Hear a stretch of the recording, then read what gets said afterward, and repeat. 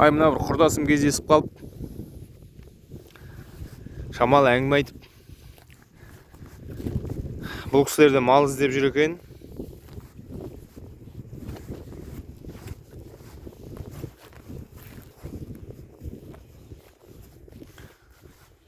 Әңгіме айтып шамалы.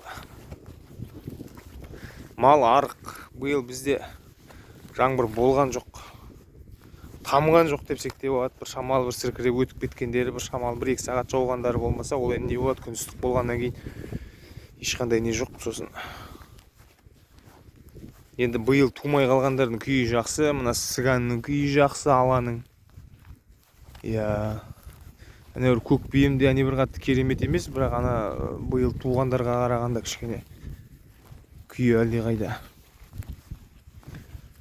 Басқа аман, біз баршаңызға сәлем жолдадым. Осы мен де осы бір 2 айдан бері шығып тұрғаным болар малға. Мынау көк бием тумай жүр. Биыл 3 жыл қатарынан бері туған жоқ. Неден? Енді айғыр әлсіз шығармады дейін десек, айғыр басқалар туып шығартып бір басқаларын.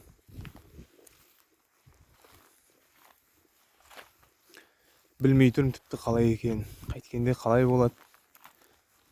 Семіртіп сатып жіберем бе? Оны да көрем. Мына көк бием туған жоқ, 3 жыл биыл. Көреміз енді, осы көктемде тумаса ар жағында. Мына сіганымның күйі жақсы. Бұл енді туатын болар деп ойлаймын 26-да. Машинка! Маша! Маша молодец, Маша. Маша хорош, Маша.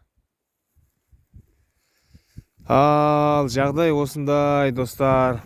Құдай қаласа қазір айдайым, апарам, қамайым.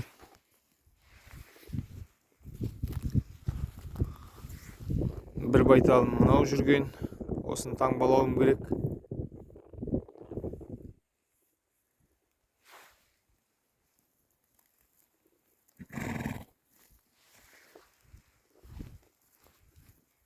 Так, екінші байталым.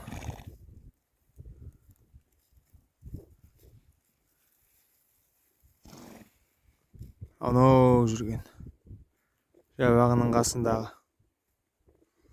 Соны таңбалауым керек. Анау көшім бием жүрген.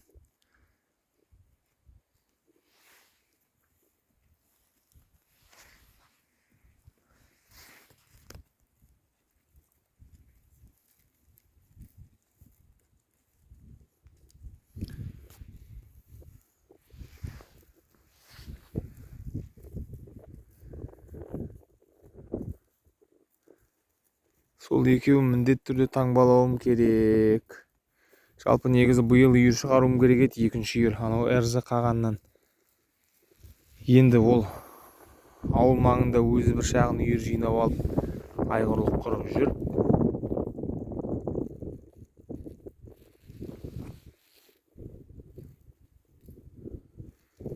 Соның алдын апарып салып жіберем.